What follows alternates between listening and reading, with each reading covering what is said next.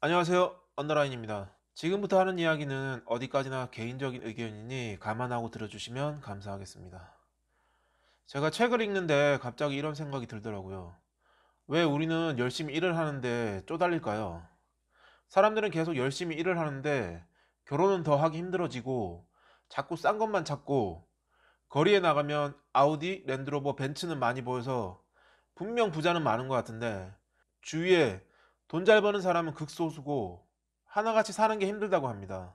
왜 이렇게 된 걸까요? 이런 문제점들에 대해서 매번 생각할 때마다 실체가 잡히지 않아서 제가 그 실체를 파악하고자 조사를 한번 해봤습니다. 일단 가장 중요한 문제는 불평등이 원인인 것 같은데요. 불평등이야 뭐 전 세계적인 문제이기도 하지만 유독 한국은 OECD 가입국 중에서도 가장 심각한 수준입니다. 중산층이 두터워야 하는데 그 중산층이 현재 대한민국에선 사라졌다고 해도 과언이 아닙니다.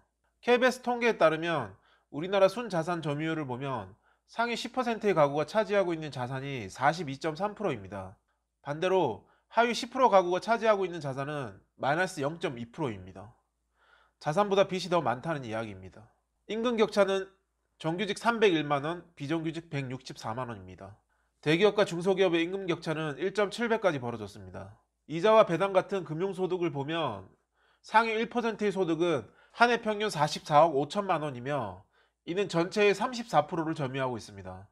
상위 1%가 점유하고 있는 비율이 전체의 34%입니다. 그럼 가장 중요한 부동산을 한번 볼까요? 2016년 기준 상위 1%는 한 명당 6.5채를 가지고 있습니다. 2007년엔 한 사람 평균 3.2채입니다. 불과 9년 만에 2배 이상 늘었습니다.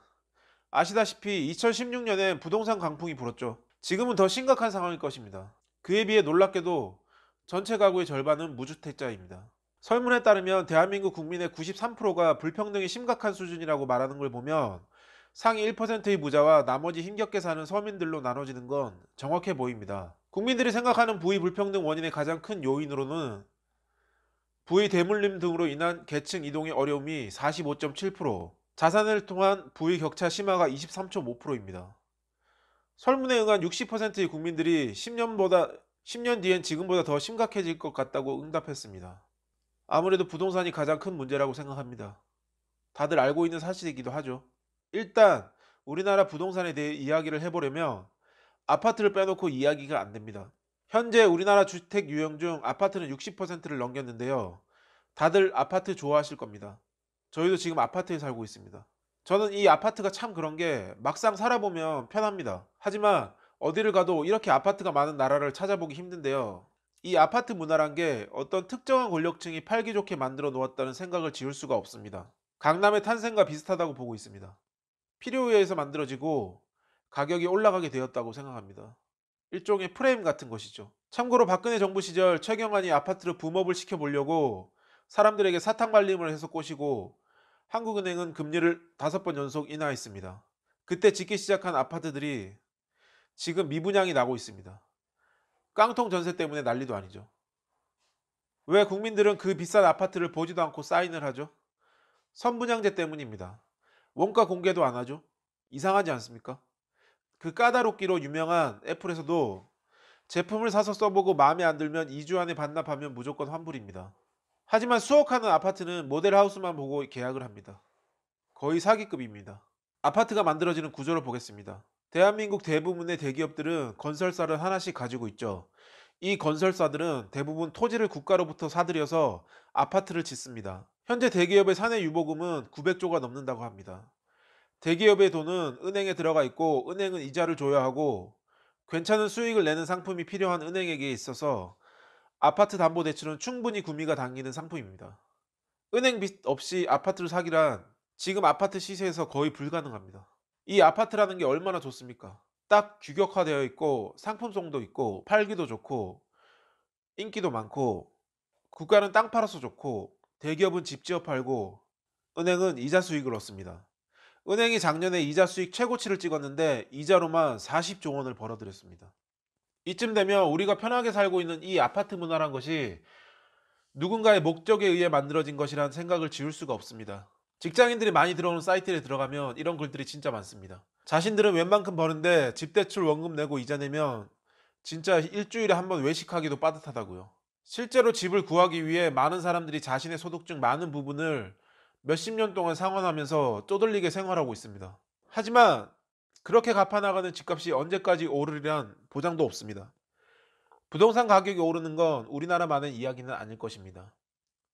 실리콘밸리에서 구글에 다니는 사람들도 캠핑카에서 지냅니다. 기사를 찾아보니 월세가 230 정도 된다고 하네요. 부동산 가격이 너무 비쌉니다. 아까 통계에 비정규직이 받는 임금 평균이 165만 원 정도 된다고 하는데요. 비정규직인 사람을 기준으로 계산을 해봅시다. 서울의 원룸은 보통 1000에서 50 정도 하는데요. 월급의 거의 3분의 1을 단순히 거주 목적을 위해 사용하고 있습니다. 커플이 영화를 보고 밥 먹고 차 한잔 마시면 보통 7만 원 정도 나오지 않나요? 지난해 종로구의 합계 출산율은 0.729명이었습니다. 연하를 해야 결혼을 하죠. 얼마 전 심상정 의원이 토론회에 가지고 나왔던 자료를 보고 충격을 받았는데요. 10분위, 그러니까 상위 10%의 기혼자 비율은 82.5%였고 하위 10%의 기혼자 비율은 6.9%였습니다. 이 통계만 보고 이야기하면 결혼이 싫어서 안 하는 것도 안 하는 건데 이 정도면 환경이 안 따라준다고 이야기하는 것이 맞아 보입니다. 토지 사유화에 대한 아주 유명한 고전이 있습니다. 헨리 조지의 진보와 빈곤입니다. 알쓸신잡에서 유시민 작가님이 젠트리피케이션에 대해 언급하면서 사람들이 관심을 갖기 시작했는데 워낙에 유명한 고전이죠. 그 책에 보면 이러한 이야기가 나옵니다. 사회의 생산 요소로는 토지 노동 자본이 있습니다. 이 속에 저자가 주목한 것은 토지의 대가인 지대인데요. 토지의 사유화로 인해 토지 가격이 상승해 지대가 오르는데 임금과 이자는 그만큼 오르지 못합니다. 그러니까 생산성이 커져도 지대가 그 이익을 가져가기 때문에 분배가 원활하게 이루어지지 않는다는 것입니다. 아까 말씀드렸죠. 실리콘밸리에 다니는 연봉 1억 하는 엔지니어들도 트레일러에서 잠을 잡니다. 왜죠? 월세가 너무 비싸서죠. 230만 원이나 하는 월세를 감당할 수가 없습니다. 원인은 부동산입니다. 하지만 고쳐나가면 되는데 이게 또 쉽지가 않습니다. 우리나라 국민들 자산의 65%가 부동산인 게 이 상황이 절대 바뀌지 않을 거라고 꼽는 이유입니다. 서 있는 자리가 다르면 보이는 것이 다르다고 하죠. 집을 가지게 되면 그 이후에 사람은 보수적으로 변하게 됩니다. 지킬 것이 생겼기 때문입니다. 서울에 집 한 채라도 있는 사람은 보수편에 선다는 이야기가 있습니다. 아파트 가격을 방어하기 위해서 담합하는 아파트도 있고 악랄하게 가게세를 올려서 못 버티고 나가게 하는 임대인도 있습니다. 가게가 되었건 집이 되었건 한 번이라도 새들어 살아본 사람들은 압니다. 뭐 당연한 거겠죠. 내 건물이니 내 맘대로 하겠다는데 니들이 뭔 상관이야 라고 할 수도 있습니다. 본인들이 힘겹게 이룩한 결실이 땅이라는 보상으로 주어진 거니 충분히 그럴 수 있습니다. 하지만 다른 나라의 경우를 볼까요? 독일의 경우에 세입자 평균 거주 기간이 12.8년입니다. 임대인이라고 해서 함부로 나가라고 하지 못합니다. 독일이라서 그렇다? 그럼 일본은 어떨까요? 임대인과 임차인의 권리를 동등하게 보장을 한 결과 2만 개의 100년 가게가 있습니다. 일본 여행 한 번만 가보면 알게 되죠. 오래된 가게가 정말 많다는 걸 알 수 있습니다.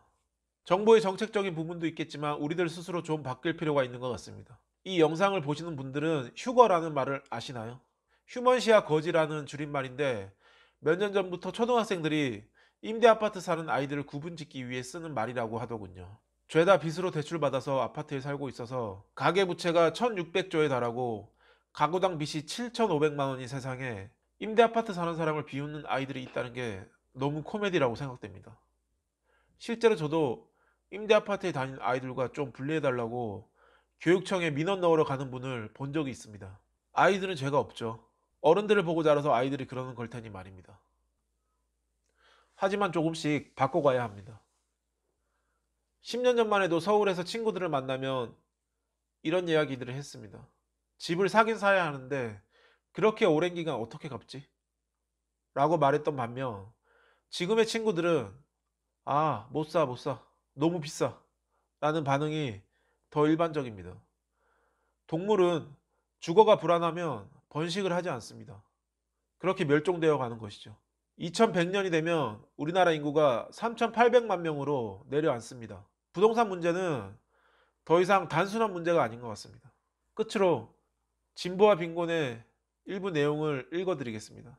부의 집중이 계속 확대되는 원인은 토지의 사적 소유에 있으며 토지의 사적 소유는 불로소득을 발생시켜 지속적인 진보에 필요한 평등과 자유를 파괴하게 된다. 이에 대한 해결책은 토지 및 천연 자원에서 생기는 불로소득을 환수하여 공공의 이익을 위해 쓰는 것이다. 영상 시청해 주셔서 감사드리고요. 영상이 좋았다면 좋아요와 구독 좀 부탁드리겠습니다. 그럼 더 좋은 영상으로 찾아뵙겠습니다. 그리고 끝으로 추가적으로 이야기하고 싶은 부분이 있어서 조금 더 덧붙이자면요. 오히려 지금은 미분양 사태와 임대를 맞추지 못하는 상가들이 넘쳐나고 있고요. 이 모든 게 제도의 미숙함 때문에 이루어진 결과라고 생각합니다. 현재 전 세계는 하드 파워에서 소프트 파워로 힘이 이동하고 있습니다. 현재 중국도 그게 안 돼서 미국에게 밀리고 있습니다. 우리나라 역시 소프트 파워로 가야 하는데 넘어가질 못하고 있습니다. 그래서 땅 파고 콘크리트 들이부어야지만 GDP가 올라가니 몇 년 전 그렇게 아파트를 지어댄 겁니다.